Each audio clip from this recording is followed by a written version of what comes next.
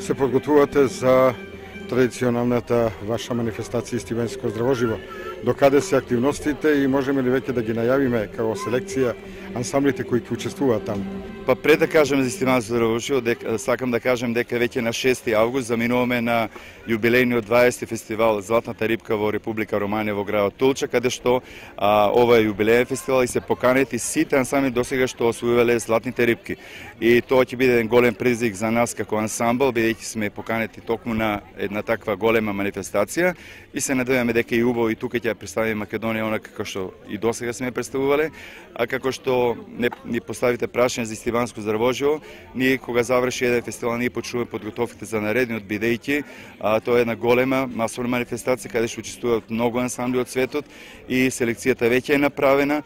Селекцијата се прави до месец февруари и март, во април веќе се испратени поканите за ансамблите.